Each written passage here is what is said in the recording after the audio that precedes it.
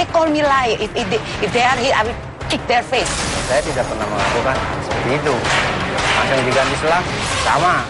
Nanti saya makan rokoknya dengan keadaan rokok itu menyala. Dan karena saya dibuka, telanjang. Sampai dibalikin lagi ke Polda, masih dipukulin. Suruh ngakuin perbuatan yang saya nggak tahu. Namanya bangku besi, selang, lakban, sampai strum. Saya rasain.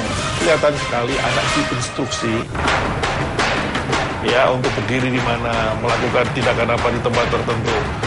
Jadi ini semua koreografi.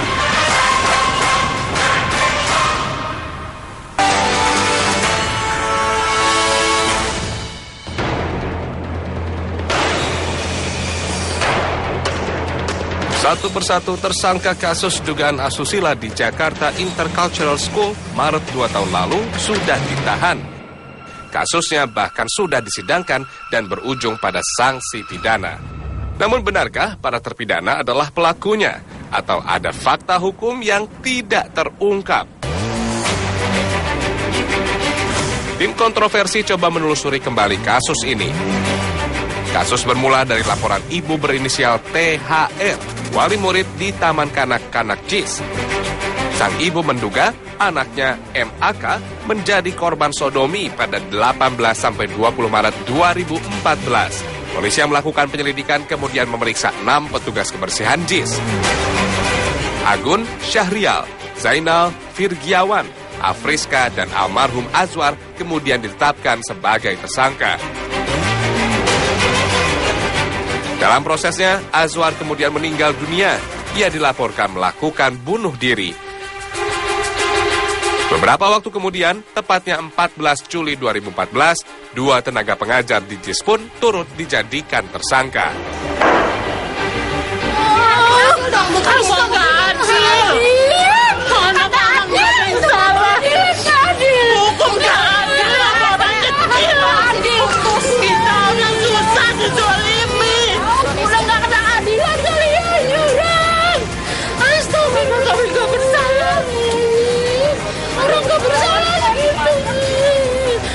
Bersalah kali mati. Kita salah, matiin gak apa-apa. Hasil visum keterangan korban dan keterangan saksi ahli menjadi pertimbangan hakim. 4 hasil visum di rumah sakit dan laboratorium berbeda menyatakan korban positif terjangkit virus HSV-2 atau herpes genitalis. Dari hasil visum, Pengadilan Negeri Jakarta Selatan 22 Desember 2014 memutuskan ke-7 terpidana terbukti bersalah.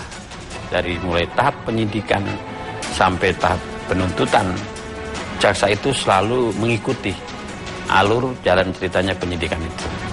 Sehingga ketika dia sudah menyatakan berkas perkara lengkap dari hasil penyidikan penyidik itu, maka dia akan berikan P21. Hasil visum pula lah yang digugat tim pengacara para guru yang menjadi terpidana. Saat ini, bukti baru sedang disiapkan untuk peninjauan kembali atas kasus ini. Bukti baru yang dimaksud adalah hasil visum yang dilakukan ibu korban di Belgia. Hasil ini jelas menunjukkan bahwa negatif. Ya, HSV 1 dan 2-nya diperiksa, itu negatif.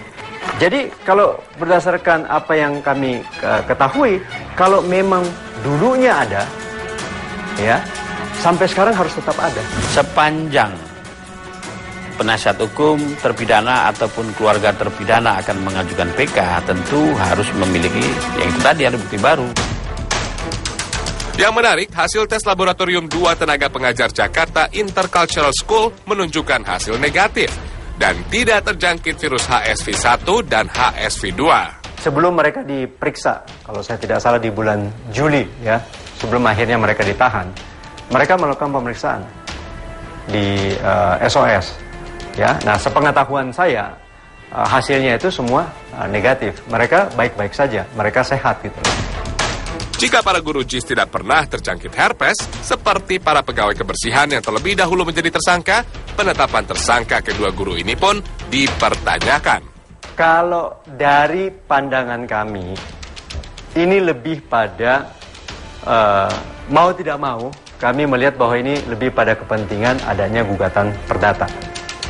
Ya, mau tidak mau, ya mereka diseret pada keadaan itu. di mana ada kepentingan gugatan sebesar 125 juta dolar Amerika. Ya, ini setara dengan 1,6 triliun. Saat kasus pidana asusila ini masih pada tahap penyidikan, sang ibu THR juga melakukan gugatan perdata kepada JIS sebesar 12 juta dolar Amerika. Hanya berselang waktu 1 bulan, gugatan kemudian dinaikkan fantastis menjadi 125 juta dolar Amerika. Mungkin, ini sekali lagi sangat mungkin, karena melihat cleaners ini bukan karyawan dari JIS, maka bagaimana supaya ini berbobot? Harus ada guru kan gitu kan? Nah, karena kalau guru memang itu akan menjadi tanggung jawab dari sekolah. Ibu THR mengaku gugatan yang ia lakukan membuatnya kini dituding sebagai pembohong. You know, I have to face that every day. They call me liar. If they are here, I will kick their face. They call me liar. If that is happened to their son, they will call me a liar. And then talking bad about me, take my picture, drawing me as they even call me a I say, if there is a God there, just let the one of the parent get the children get raped, then know my feeling. That's what I mean. Kasus yang mendapat sorotan banyak orang ini telah bergulir hingga ke tingkat Mahkamah Agung. Neil Bentelman dan Ferdinand Cheong sempat dinyatakan tidak bersalah di tingkat pengadilan tinggi pada Agustus 2015 lalu. Namun keputusan dianulir di tingkat Mahkamah Agung, membuat kedua guru ini kembali mendekam di balik jeruji besi sejak Februari lalu. Jadi pengadilan tingkat kedua ini kita anggap ketika itu dia membuat suatu keputusan tidak cukup bukti sehingga dia dibebaskan untuk yang 2 tersangka ini. Ya kita hormati, kita laksanakan. Yang namanya bunyi putusan itu menyatakan terdakwa 1 dan terdakwa 2 atas nama Neil Bentelman dan si Ferdinand Cheong tidak terbukti, maka harus dikeluarkan dari tahanan. Kita eksekusi, kita keluarkan. Kita ajukanlah upaya hukum kasasi. Namanya itu upaya hukum tingkat 3. Nah, dari putusan kasasi ternyata majelis kasasi berpendapat perkara ini cukup bukti dan dapat dibuktikan tentang tindak pidana yang dilakukan oleh saudara Ferdinand Cheong dan saudara Neil Bentelman ini sehingga dijatuhi hukuman pidana. Saat ini hasil visum terakhir yang dilakukan ibu korban di Belgia menjadi pegangan tim pembela kedua guru. Tentu salah satu yang akan kami ajukan, karena selama ini yang selalu didengung-dengungkan bahwa dia anak ini terkena herpes sebagai akibat pedofilia di sekolah kan gitu. Nah, ya ini akan kami ajukan nanti. Ya, kami ajukan bahwa ini membuktikan bahwa sesungguhnya sejak semula itu tidak pernah terjadi. Kan yang dibangun adalah anak tersebut terkena herpes sebagai akibat dari pedofilia di sekolah. Ya. Kenyataannya bahwa sejak semula tidak ada herpes pada anak ini karena sampai dengan pemeriksaan terakhir ini juga negatif.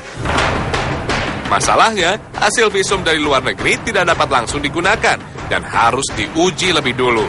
Sepanjang itu mendapat legalitas daripada aparat negara kita, aparat hukum di kita, ya no problem, boleh-boleh saja.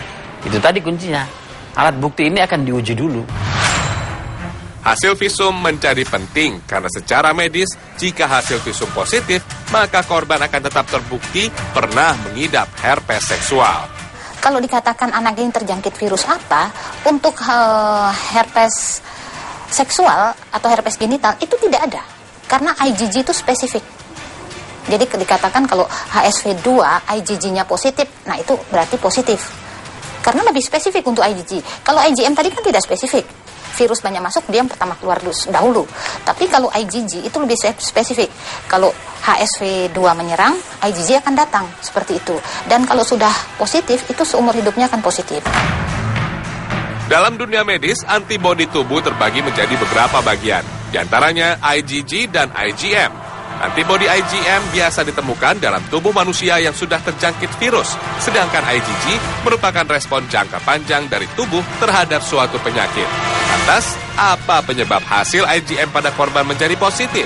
Bisa jadi itu reaksi silang dari virus-virus yang masuk. Apakah ISPA yang dulu udah sembuh terus masuk lagi virus lain, kemudian IgM-nya jadi positif. Seperti itu. Dalam kasus herpes yang dituding terjadi pada korban MAK, hasil lab menunjukkan IgM positif dan IgG negatif. Hal ini berbanding terbalik dengan hasil lab para pegawai kebersihan yang IgM serta IgG-nya positif. Secara teori, bila IgG pelaku dinyatakan positif, maka IgG pada korban pun harus positif. Dikatakan bahwa IgG pada terdakwa atau si cleaners itu ya, cleaning service, itu dikatakan semuanya positif. Dan telah melakukan, si anak mengaku mengalami kekerasan seksual berkali-kali selama 1 hari, mungkin lebih dari 4 orang. Sementara IgG anak ini negatif, dari semua cleaning service, IgG positif. Jadi nggak match.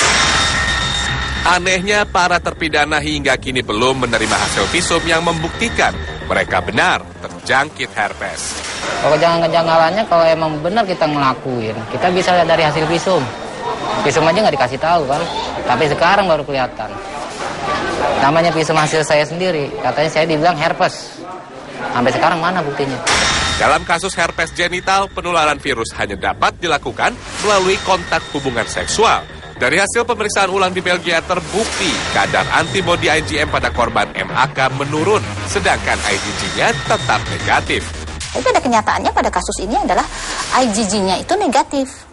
Jadi anak ini tidak terserang HSV-2 atau herpes genitalis seperti itu. Pendapat sama dikeluarkan dokter asal Kanada.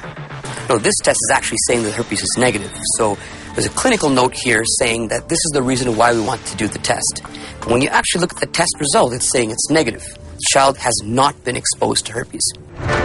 Fakta lainnya yang tidak terungkap adalah pola interogasi yang dijalankan polisi. 6 pegawai kebersihan mengaku disiksa selama interogasi berlangsung. Langsung saya ditendang, depan belakang. Kurang lebih ada berapa tendang kali, langsung ngambil bangku besi. Langsung saya ditanya lagi kayak begitu. Tetap saya jawab, saya tidak pernah melakukan hal seperti itu. Langsung diganti selang, sama. Terus saya disuruh makan rokok. Langsung saya makan rokoknya dengan keadaan rokok itu menyala. Dan sana saya dibuka, telanjang, saya tanjang. Penderitaan selama proses interogasi juga ditulis oleh para terpidana dalam sejumlah surat, termasuk tentang saat-saat terakhir Azwar yang tewas pada 26 April 2014 lalu. Sampai dibalikin lagi ke Polda, masih dipukulin, suruh ngakuin perbuatan yang saya nggak tahu atau saya lakuin. Penyiksaan saya yang saya alami itu melebihi daripada binatang, hewan. Namanya bangku besi, selang, lakban, sampai strum. Saya rasain.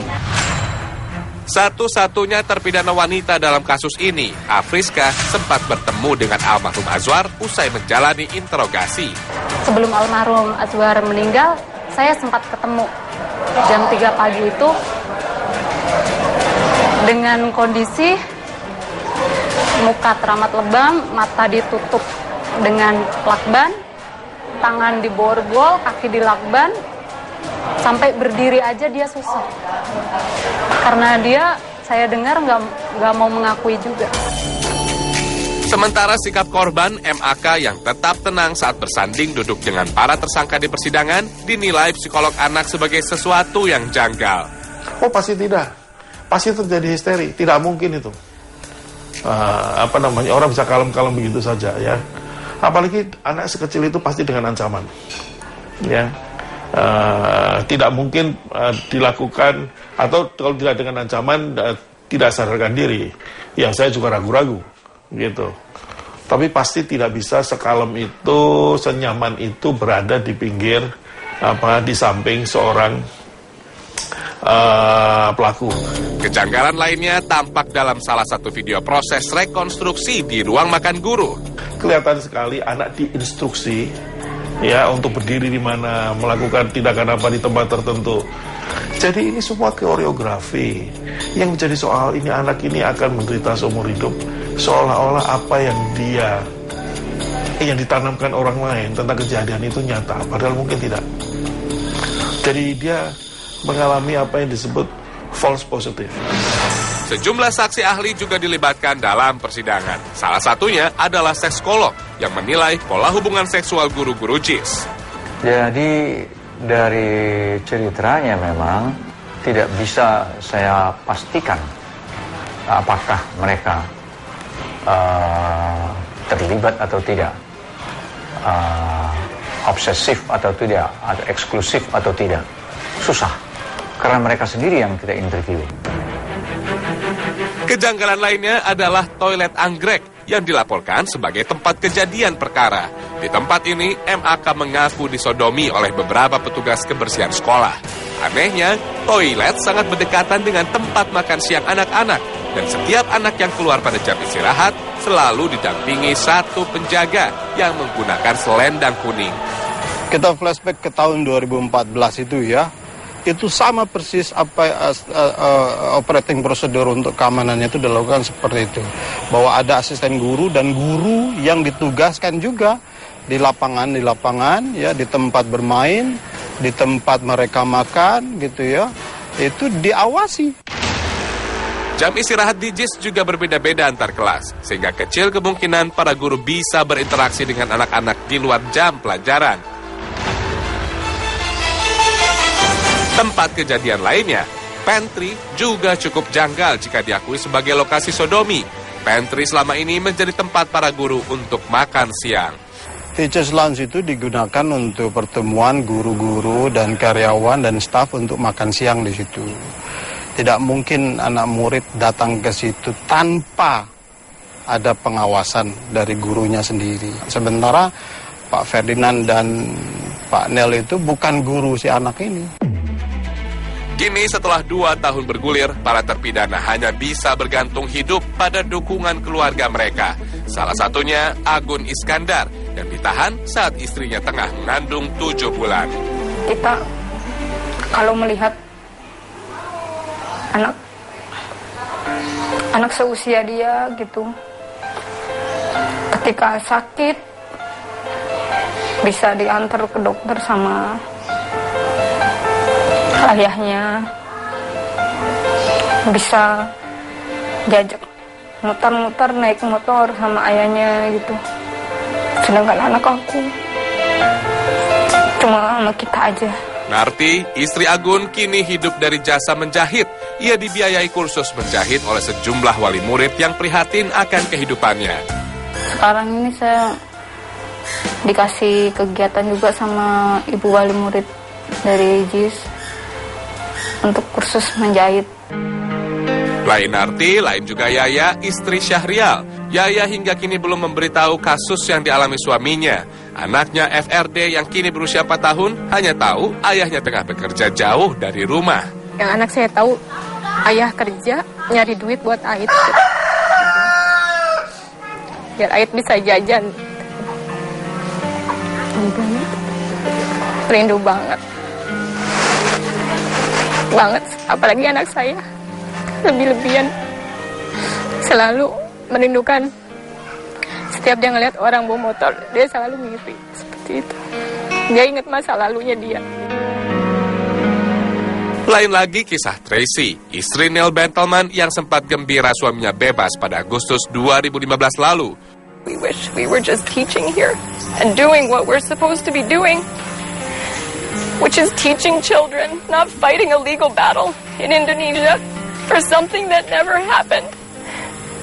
I just want it to be over. We just want to go home. Neil's at risk of not seeing his mother or his father ever again. They're 83 and 85. He hasn't seen his father in over 3 years. Para wali murid yang menaruh simpati setiap minggu mengunjungi keluarga terpidana kasus JIS ini untuk memberikan dukungan moral dan doa bersama.